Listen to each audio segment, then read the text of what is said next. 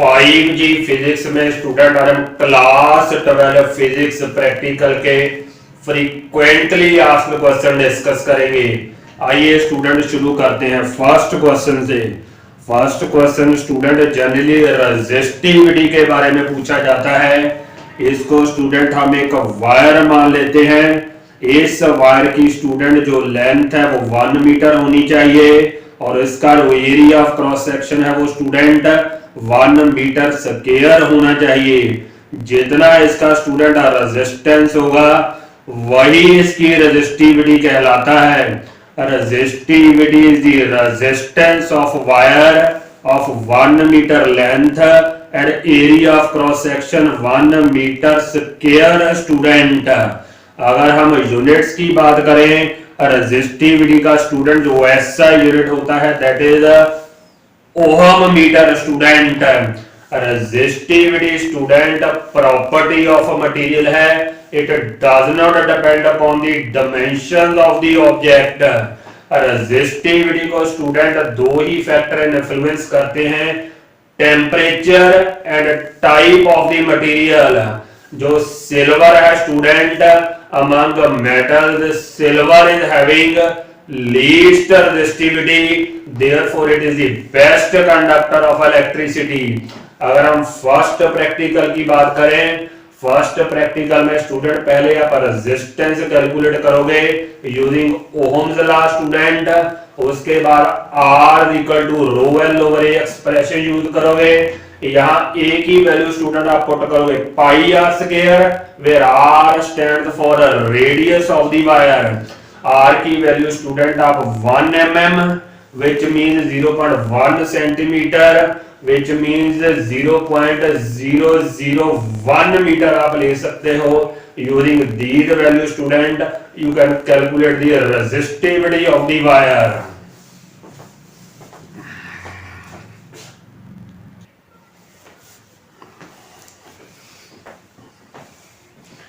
अगर स्टूडेंट हम next point की तरफ चलें, जो स्टूडेंट हमारा मीटर ब्रिज होता है उसमें आपकी जो वायर होती है that is generally made from constantan and manganin wire student. और उस वायर की स्टूडेंट जो लेंथ होती है that is 1 metre, that is why metre bridge is called as metre bridge student. जो कॉन्स्टेंटन और मैग्नेन वायर है स्टूडेंट इनकी रेजिस्टिविटी ज्यादा होती है, हाई रेजिस्टिविटी, और इनका जो टेम्परेचर कोफिशिएंट ऑफ रेजिस्टेंस है वो कम होता है। That is why these wires are frequently used in your physics lab. अगर कंपोजिशन की बात करें स्टूडेंट, जो कॉन्स्टेंटन वायर होती है उसमें स्टूडेंट 50% कॉपर और 45% निकल होती है। अगर मैग्नेन की वायर करें स्टूडेंट उसमें 84% कॉपर और 4% निकल और रिमेनिंग 12% स्टूडेंट आपकी मैग्नीज मेटल होती है। अगर स्टूडेंट हम इसके प्रिंसिपल की बात करें तो मीटर ब्रिज का स्टूडेंट प्रिंसिपल होता है null deflection. Meter bridge student एक तरह से व्हीट स्टोन ब्रिज की एक्सटेंशन है। व्हीट स्टोन ब्रिज की स्टूडेंट जब नल डिफ्लेक्शन होती है तो आपका मीटर ब्रिज स्टूडेंट बैलेंस्ड हो जाता है। In this way we can make the calculation P over Q is equal to R over S student. अगर हम नेक्स्ट पॉइंट की तरफ चलें, जो स्टूडेंट हमारा गैल्वेनोमीटर होता है, गैल्वेनोमीटर का जो रेजिस्टेंस होता है स्टूडेंट वो जनरली 90 ओम और 110 ओम 110 ओम के बीच जनरली स्टूडेंट लाई करता है रेजिस्टेंस ऑफ गैल्वेनोमीटर। अगर स्टूडेंट गैल्वेनोमीटर के हम एक पैरेलल में वायर लगाएं जिसको कि शंट रेजिस्टेंस कहते हैं तो student it is converted into ammeter student. और वो shunt resistance student low value resistance होता है जिसकी जो वैल्यू है 0.01 ओम से 10 ओम के बीच लाई करती है स्टूडेंट। अगर स्टूडेंट हम बात करें गैल्वेनोमीटर के साथ सीरीज में हम एक रेजिस्टेंस लगा दें हाई रेजिस्टेंस, फॉर एग्जांपल 5000 ओम, 8000 ओम या 10000 ओम स्टूडेंट, तो तो आपका जो गैल्वेनोमीटर है that is converted into volt meter student. अगर हम नेक्स्ट पॉइंट की तरफ चले स्टूडेंट, अगर हम बात करें वोल्टेज सेंसिटिविटी की, वोल्टेज सेंसिटिविटी स्टूडेंट होती है थीटा ओवर वी। कहने का मतलब स्टूडेंट यूनिट वोल्टेज के लिए आपकी जितनी डिफ्लेक्शन आ रही है that is called as voltage sensitivity. Similarly student जो करंट सेंसिटिविटी होती है that is theta over I. कहने का मतलब स्टूडेंट 1 एम्पियर करंट के लिए जितनी डिफ्लेक्शन आती है that is your current sensitivity. Current sensitivity और वोल्टेज सेंसिटिविटी स्टूडेंट गुड होनी चाहिए फॉर गुड इंस्ट्रूमेंट्स। अगर हम फिगर ऑफ मेरिट की बात करें स्टूडेंट, जो आपकी फिगर ऑफ मेरिट होती है that is exactly reciprocal of current sensitivity. कहने का मतलब स्टूडेंट फिगर ऑफ मेरिट होती है आई ओवर थीटा। कहने का मतलब स्टूडेंट की यूनिट डिफ्लेक्शन करने के लिए, यूनिट डिफ्लेक्शन करने के लिए कितनी आपको करंट चाहिए, this is called as figure of merit student. और इसकी वैल्यू स्टूडेंट कम होनी चाहिए फिगर ऑफ मेरिट की। अगर स्टूडेंट हम नेक्स्ट पॉइंट की तरफ चलें, एंगल ऑफ मिनिमम डेविएशन वाले प्रैक्टिकल की तरफ चलें, जैसे जैसे स्टूडेंट हम एंगल ऑफ इंसिडेंस बढ़ाते हैं आपका जो एंगल ऑफ डेविएशन है पहले स्टूडेंट उसकी वैल्यू कम होती है, तो स्टूडेंट डिक्रीज होती होती ultimately we get the minimum value of angle of deviation. उसके कॉरस्पॉन्डिंगली स्टूडेंट आपका जो एंगल ऑफ इंसिडेंस होता है that is called angle of minimum deviation. Angle of minimum deviation में स्टूडेंट आपकी जो प्रिज्म के अंदर रेज होती है refracted rays, they are parallel to the base of the prism student. अगर हम नेक्स्ट पॉइंट की तरफ चलें, जो स्टूडेंट आपका सोनोमीटर होता है, सोनोमीटर में स्टूडेंट जो आपकी वायर होती है उसमें हम ट्रांसवर्स वाइब्रेशन प्रोड्यूस करते हैं। ट्रांसवर्स वाइब्रेशन, उन्हीं वाइब्रेशन से स्टूडेंट हम एसी की फ्रीक्वेंसी फाइंड आउट करते हैं which comes out to be approximately 50 hertz student.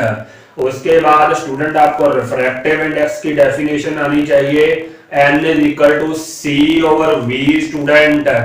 Water का रिफ्रैक्टिव इंडेक्स 1.33, ग्लास का रिफ्रैक्टिव इंडेक्स 1.5 और डायमंड का रिफ्रैक्टिव इंडेक्स स्टूडेंट 2.42 होता है।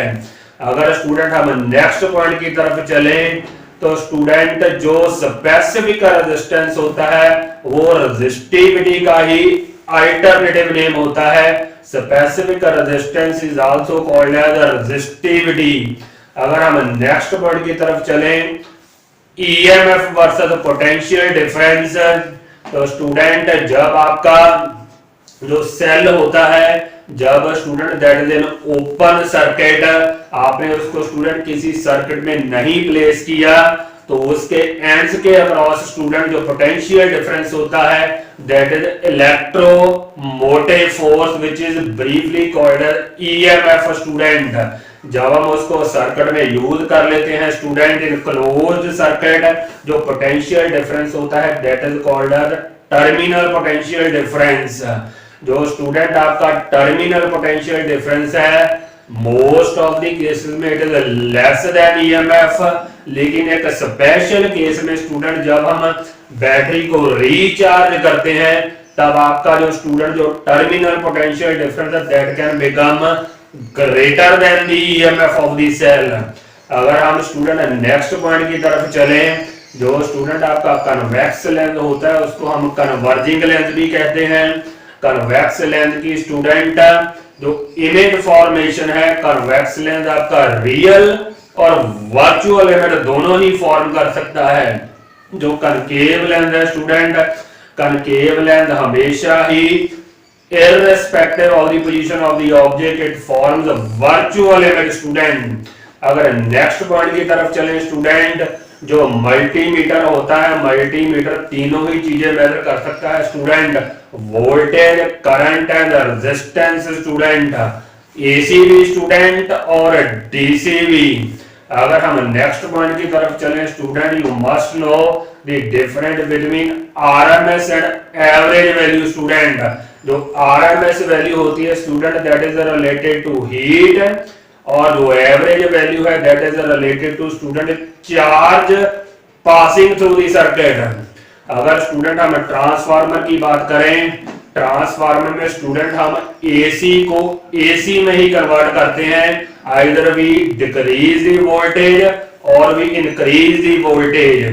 अगर हम रेक्टिफायर की बात करें स्टूडेंट, जो रेक्टिफायर होते हैं they convert alternating current into direct current, और जो इन्वर्टर होता है that converts DC into alternating current.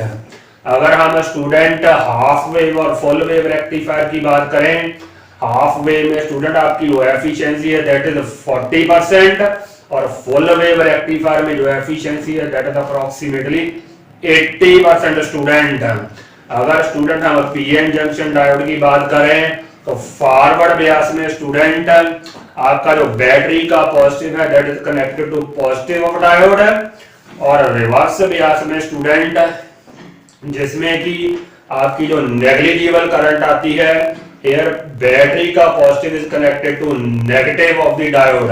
I hope students you will memorize these important concepts regarding your physics practical examination. Please do like and subscribe my video. Thank you very much.